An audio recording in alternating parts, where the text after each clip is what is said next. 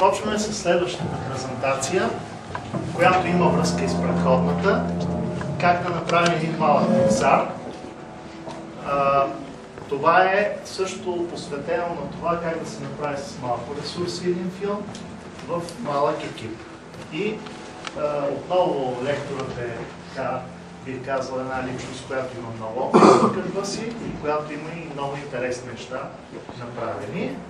Давам думата на Henrik Malmgren от Дания, който всъщност е по произход от Швеция.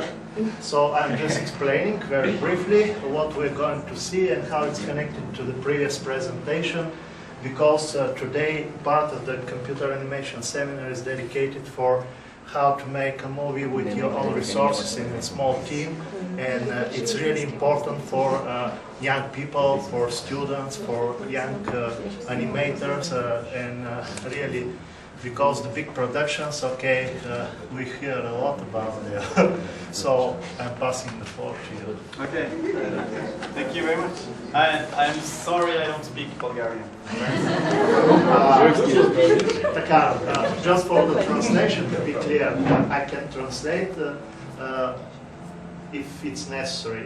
Колко има нужда от превод, предполагам? Okay.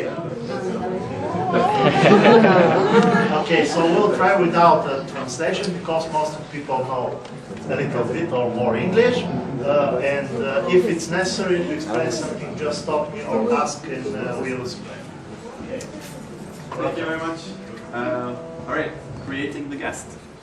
Being your own mini Pixar and the importance of killing your deadline. What that means I will try to explain in the end. First of all, my name is Henrik. I'm Swedish. I live in Denmark. And the place that I live is called Viborg. In Viborg there is a place called the Animation Workshop. And they have a website. Looks like this.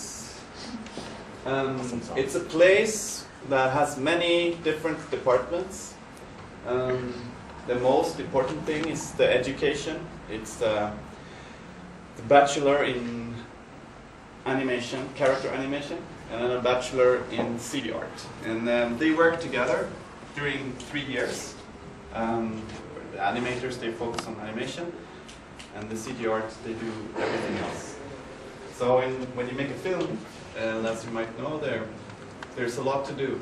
So it's a teamwork-based education where it's not only about being really good at ZBrush or whatever software, but it's also really important to be able to communicate and talk to other people, and so that's what they're trying to create. So that's the education.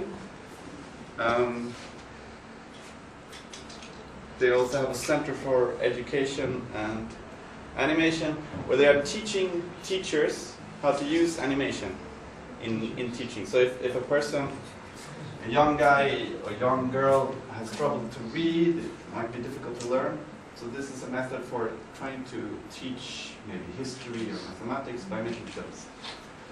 So I went to Romania to teach a workshop with children, and it was really cool.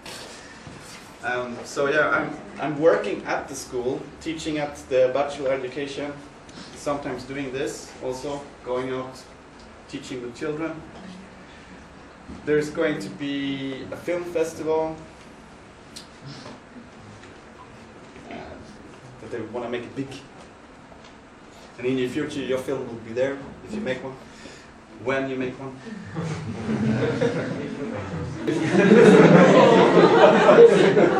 That's the attitude. Yeah. Well, what is it the Homer says? The first step to failure is to try. Don't try, okay? I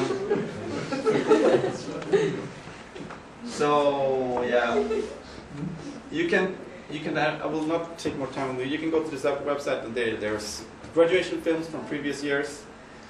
They're really good. So I won't show them because then I look bad. They're really skilled.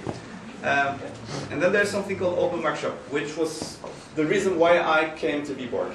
So Denmark is like this Copenhagen, close to Sweden. Sweden is here, and there's a little island in the middle, and then there's this other chunk of country that sticks together with Germany, and that's called Jutland, and Viborg is in the middle of that. Okay, so the Open Workshop is a place for people who are not very experienced, but have some sort of new idea or strong need to make something. Yeah, it's very open. So you can come with a project, you can make paintings. There's an American guy who worked at Pixar he worked on Monsters Incorporated as a concept artist, and he's there making a comic book. There's an American guy who worked on Surf's Up. No, sorry, not the other penguin film. It's Happy Feet. Happy Feet. Yeah, he developed technical tools for them, and he's this whiz. And he's there to make a film, because all his life has been this technical whiz, and now he wants to be a director. And it's also for people who want to get into the education, the animation workshop. They're there to make their portfolio. And then there's people like me who also wants to make a film, but really haven't had much experience, but still want to do it. Yeah. So what is it like there, this weird place? It's a bit like this.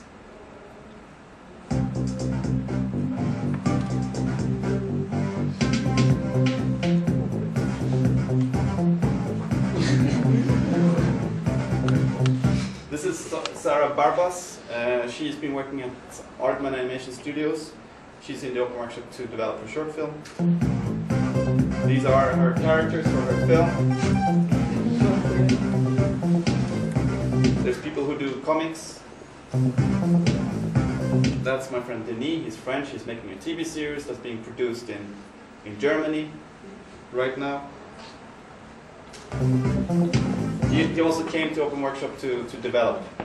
He had a little small idea, and now it's big. This guy, he works in Copenhagen. His name is Mats. So there's Danish people, there's this is a Spanish girl called Inma. This is Michal, she's from Israel. They have a co-production with Denmark, France, and Canada. They're making a short film. It's an artistic film that has no commercial value other than art. Which is is that a commercial value? It could be, I guess. That's me.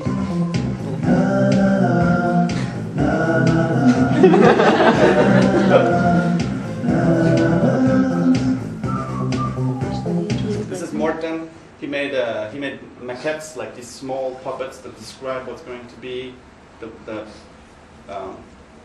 how the character is going to look. He helped out with Sarah Barbas. So it's you work together.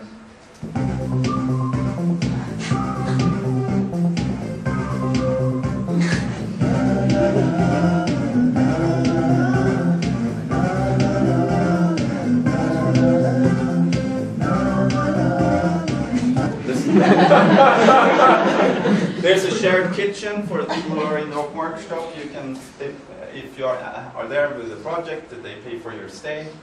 So you live in a small room that you decorate really well, so that you get friends. And then you join a meeting the kitchen.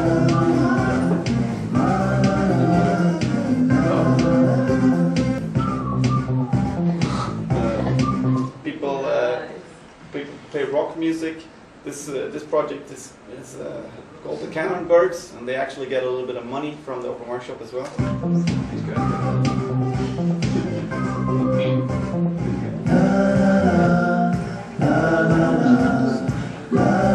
That was a Hungarian girl.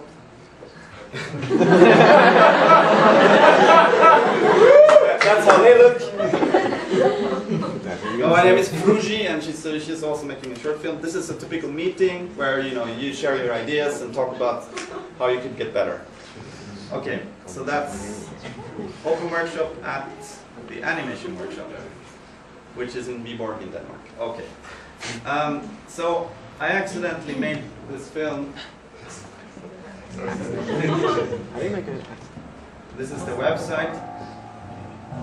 You have 3 different soundtracks you can listen to while you're browsing the website. You can turn up the sound.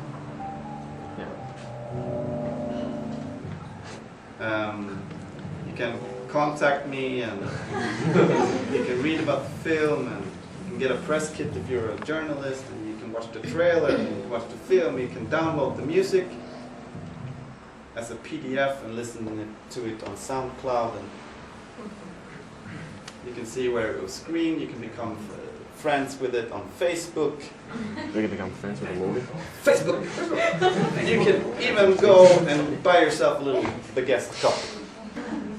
And then you can like the website, so it's, Do it. So,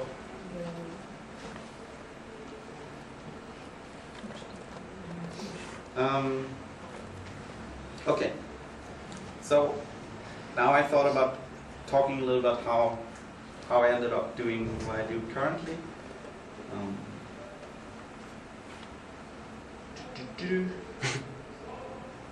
And excuse my PowerPoint skills. They are under development. Let's see now.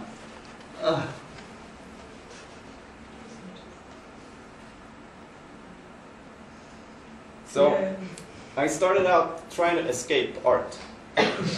How are we with time? How much time is there? I go on? I go. Fine. You're not going anywhere? No. Okay. I was about 23, and my girlfriend, she was very sort of Aggressive. we should be strict, and it's good to make money. Okay, so and she started to study design, and wow, okay, you can make money and be an artist at the same time, or something like that. And so I tried to go after her. We met in Sweden, had a little bit of a relationship, and then she went to Denmark, and I tried to go after her. And I ended up studying at the school called Design School Coding. It's a bachelor and master's degree program for all kinds of designers. And we did things like this, where you put Lego together with robots and make them react to the environment, and we also made computer games and all kinds of things. The core was developing ideas and concepts. And I was missing doing something where there was form. So I went to Holland, to Rotterdam, and there was a guy called Kyle Bolda. He's a guy who worked as an animator at Pixar. Maybe you met him or heard about him. He looks like this. He quit Pixar because it was too much work for him. He wanted to do other things than just work for somebody. He wanted to develop himself and become a director. So he went to Europe, and now he's actually directing, and he's also teaching. And Kyle was really, I didn't know anything about 3D animation, and then I saw his lecture, and I was like, okay, I can do that, no problem. He talked about the structure of the big company Pixar and what they do, and how there's a guy who designs, and there's a guy who writes, and there's a guy who does the modeling, and then there's a guy who does the rigging, and there's the guy who does the texturing and shading, and I was like, oh, this is boring. I don't want to be any of those people. I want to do it all myself, and of course I can do it. So I tried to return to art. I came back to Denmark, and I finished my school. It was really a problem to go from making interactive art to making an animation, and finally I was able to change education. We're really angry. and I graduated from illustration, making a 1-minute film in Maya, and it looks like this. And I thought, aha, that's easy. Oops. So after my graduation, I thought, okay, I'll just get an idea, and I start making a film. I should keep it simple, and then try to make a film. So I drew this on my mom's computer. It was a very bad computer, so you couldn't do anything fancy, which was pretty good. You could only do pixel art. I came up with these characters, and I thought maybe I can write something about these characters. Maybe they will come alive. I don't know, I have the very first thing I ever wrote. Burglar, old woman, 3 police. Police car flies by, burglar sneaks, woman sleeps. Can't get window open. Sort of just trying to describe what would happen in my film. Didn't really know anything about script writing. I just knew that it would be good to write something and then try to materialize my goal. And kept going like this, and this is the amount of stuff I wrote. Like this, that's not so much. And I thought that was enough. Now I've been writing now for hours. I will do my film. And it ends. In this version, the woman gets killed. Okay, let's make that film. Probably doesn't matter so much how it ends. And at the school, one of my, what do you call those people who look at what you do at graduation, like a censor? He's this famous Danish guy, and he makes a lot of good things. And he said, "Oh, Henrik, you should apply for money." Oh, okay, so here I am trying to look for money. And that was not so easy. Because I didn't have a film education, I hadn't directed anything. They told me that,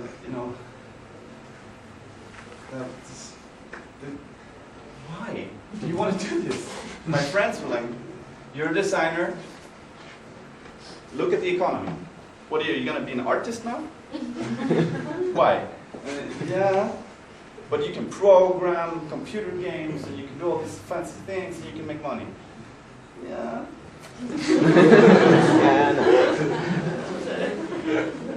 And I made a 2D version of my film and sent it to the Film Institute, and I was like, "Yeah, when do I get the money?" No, yeah, that didn't really happen. What a surprise. And it was a 2D film, and I thought, almost. It was what I would now call an animatic, which is like a sketch. No, it was a 2D film, and it was almost done. And it looks a bit like this. It was called Intrusion. No porn connection.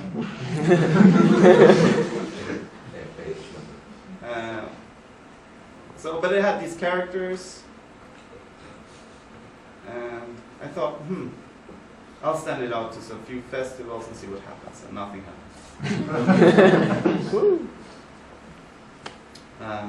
But my friend, who is called Johannes Nyholm, he said, "Man, you should just continue. You could do it." And everybody else said, "Stop it." And I chose to listen to Johannes and try to continue this. I walked around and said, "Oh, it takes too long to make a film." I tried to make 5 at the same time. So I worked on some other films also, and it didn't go very well.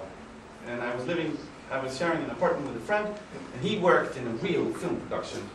Actually, on the film production that this famous guy who had told me to apply for money, he was the director, and it was a film called Princess. And my friend Andreas, he was working on Princess, and met these weird people who were called animators. And before I heard about the animators, I thought that I was really good at 3D animation. I had made a 3D animation, and I beat the Carl Balda's speech, and I could just make a film now. And there was no good animator in Denmark. And then he introduced me to those people, and they said, well, you know, he should come to Denmаrk. There is something called Open Workshop, and he should go there. And I had sworn on my mother's grave I wouldn't go back to Jutland. I wanted to live in Copenhagen and be with cool people. But yeah, okay, maybe I try. So then, yeah, I applied. I made a script, and it was very. Let me see. This is what I sent to them. Maybe it's nice for you to see what needs to be done. Oops. Yeah, that's the script. That's how it looks. I took a script writing course because I had the feeling that I was not doing everything right. So here's the script, and the application. Oh yeah, actually before I made that application, I made about 10 other ones. Here is one where I'm trying to see what I'm doing here. I'm trying to combine what I did before. This was like an interactive version of my film. Because apparently what you'll notice when you apply for money is that you always have to push your idea into something else. So this was some money you could get if you were some sort of an artist. And I was like, oh, okay, I'm an artist. And I made it an interactive idea, and they didn't even reply, so. They were probably very busy and didn't have time to read my application. That's an excuse. All right, so I sent this to Denmаrk.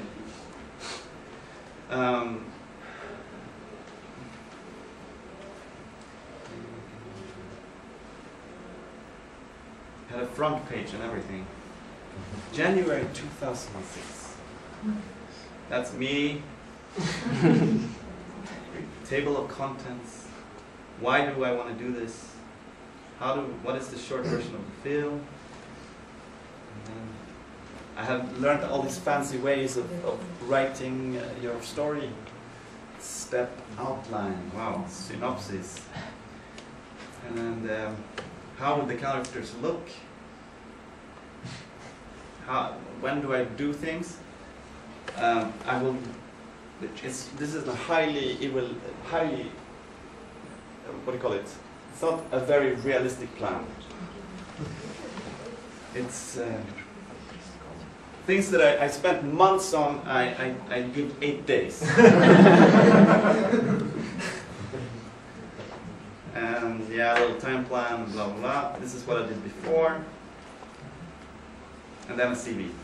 So, and I sent that to them, and also the animatic, or the film, as I thought it was, and I was accepted. And then they took me through all this, you know. Yeah, you have to make a better story. You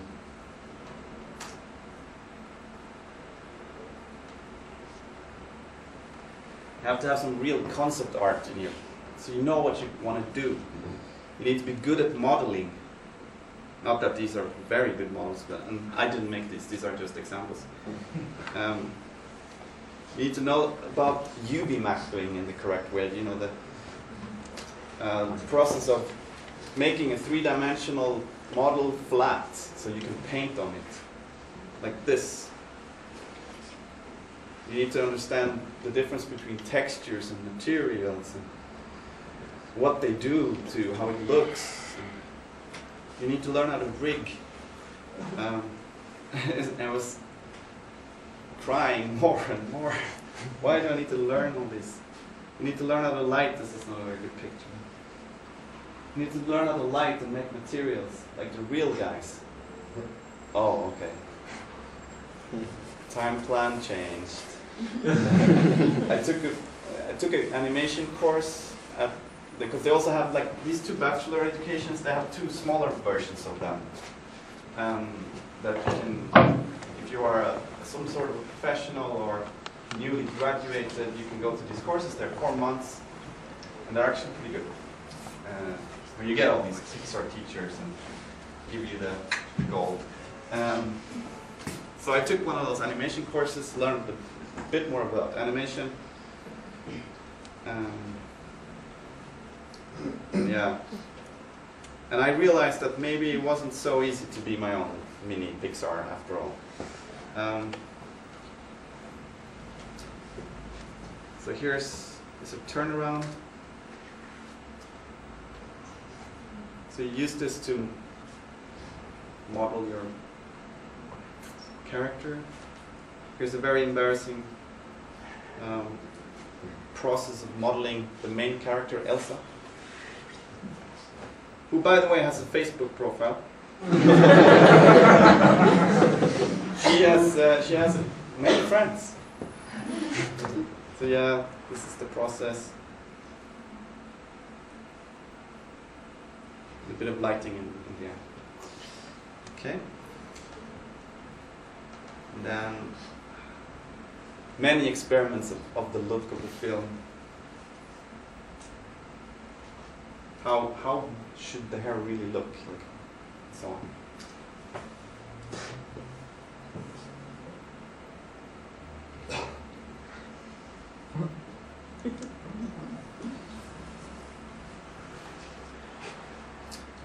Yep.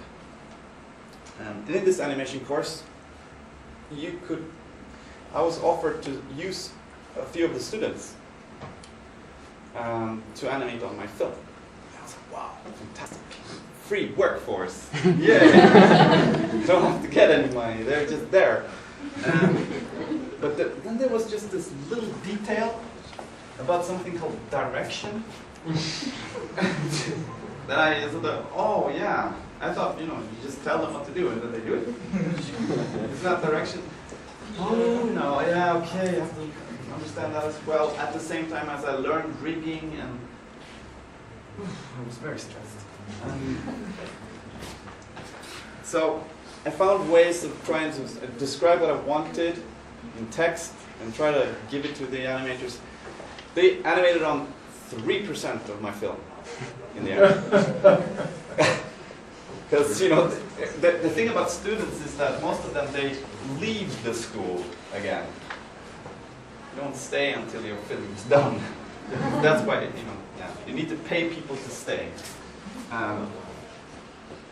It's not like marriage. Most of the time. Yeah. Okay, so I tried to do that.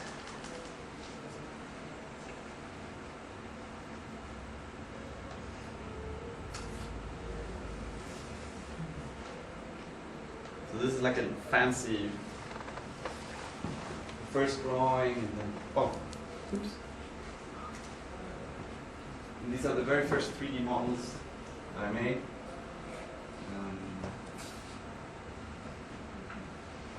This is the 2D animatic. It had a different ratio. And then there's the 3D animatic. The 3D animatic is like, if you imagine animation that is just like, you sort of block out what's going to happen. And then you feel how much time each scene should be, so you can plan your film like this. So you don't actually start and animate from A to B, which I actually did in this 1-minute film back in the day. And with that process, I maybe could have followed my time plan of half a year. But with all these things I needed to do, that was a good idea that I started to do. It just took more time. And instead of half a year, I spent 3. But that was not effective. It was like, I need to work and go to this animation course, learn about all rigging. So yeah, I actually don't know how much time it took for me effectively. But it was nice, it was good, and it felt good to learn these things, and yeah.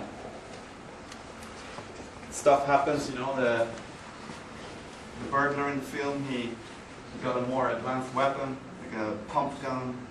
Everything got a little bit more pumped.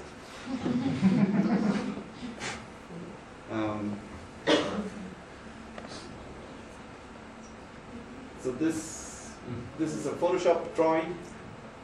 So she's not modeled in 3D because she was gonna appear. I was affected, so I didn't model her in 3D. She was just gonna appear for maybe 80 frames. So I thought, maybe I don't need to model her. I draw her instead. But the problem with that, it was like if I needed to learn. I needed to teach myself how to draw in Photoshop so it looked like my 3D model. Okay. So that took time, figuring out how do I even do that. And here's one of the animation tests. And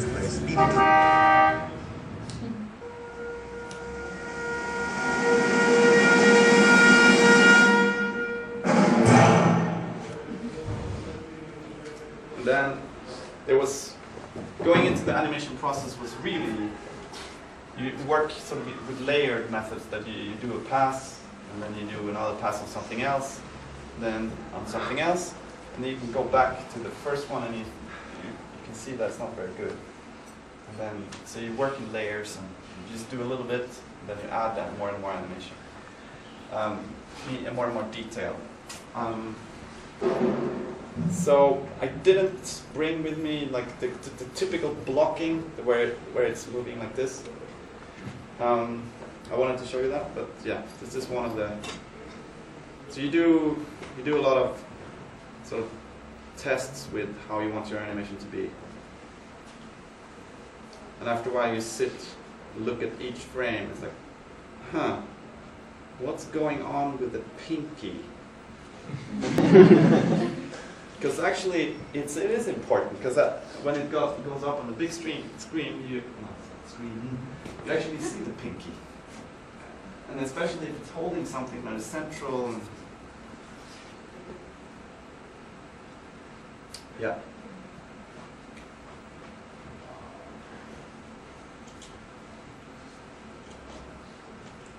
Here's some more Photoshop work. This is Elsa. This is her photo album. So I wanted to. In the film, she's sort of. She gets a new friend, and she shows who she is through this photo album. They don't speak in the film. There is no narration. There's no narration and there's no dialogue. It's like a silent movie where there is sound effects. And they move stuff around, it makes a sound, but they don't say anything.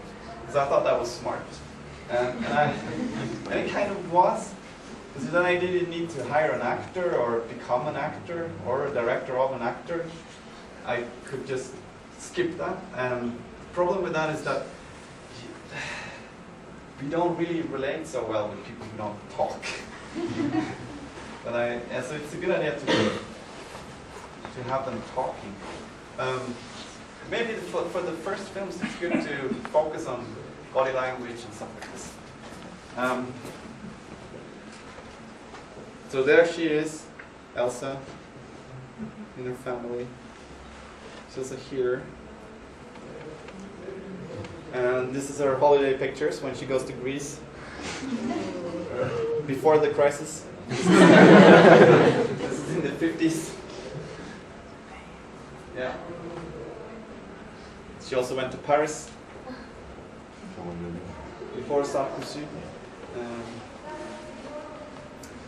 Yep. Okay.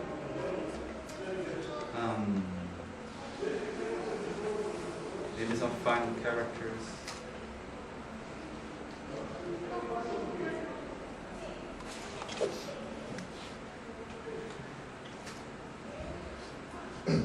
I became really interested in texturing, and I guess I was always into that.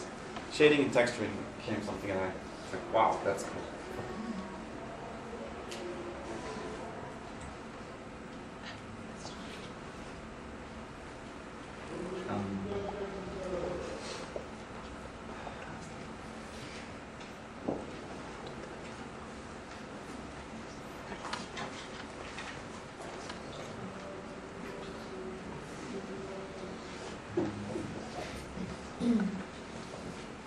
Okay, and there's a few things that, like, while I was making the film, there was like sometimes trying to get some more money, applying for some more money.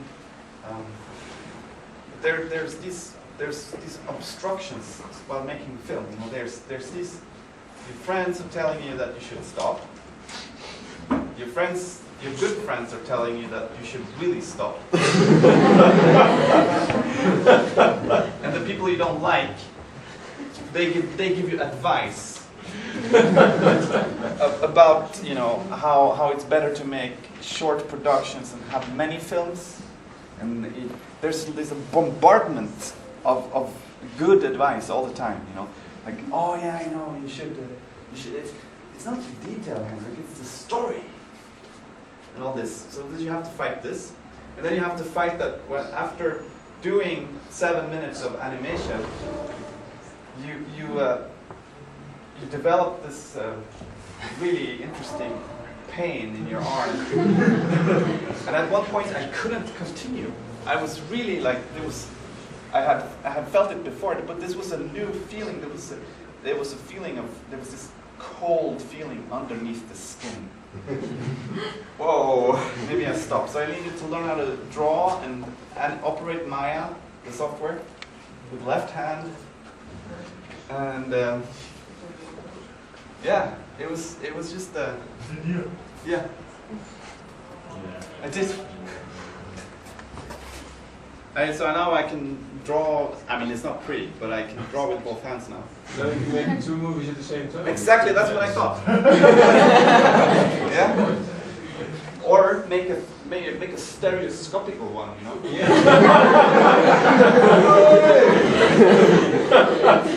Good idea. 20 years later, I hate you.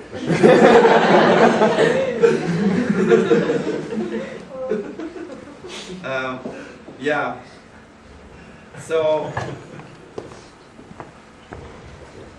after such a long process, you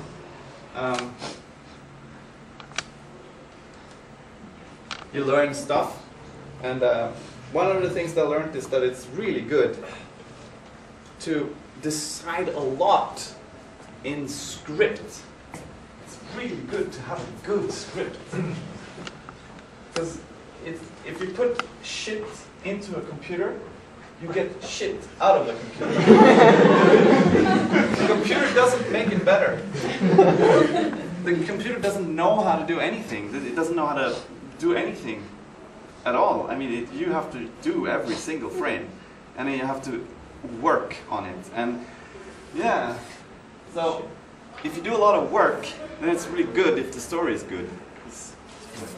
So anyway, I try to sort of sum up and at the end of the project and sort of design my way out of that I disliked my film, try to give it a context. And I turned around the quote, like, the hell is other people. Anybody knows who that's from? Who's that guy again? It's Sartre. Sartre, yeah. So he's a very dark guy. He didn't like people. So I turned that around. Paradise is lost without the others. And try to formulate what is my film. And actually, what I did in the end, writing this, actually is really, really good to do at the very start. It's really good to sum. If you can sum up your film in one sentence with all the commas, then you can talk to other people about it, and they can say, well, you know, that's a good idea, or not, and then you can talk about it. So yeah, this was really good. This is the poster. It's an A2 poster. This is the DVD cover. This is how it looks inside. That's the booklet. And then, yeah, some merchandise. The website. This is the fan page. 265 likes.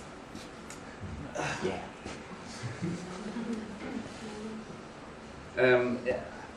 3D World contacted me and wanted to know what I was doing. Why are you doing this, man? He gave me his questions, and I'm, oh, cool, I'm gonna be in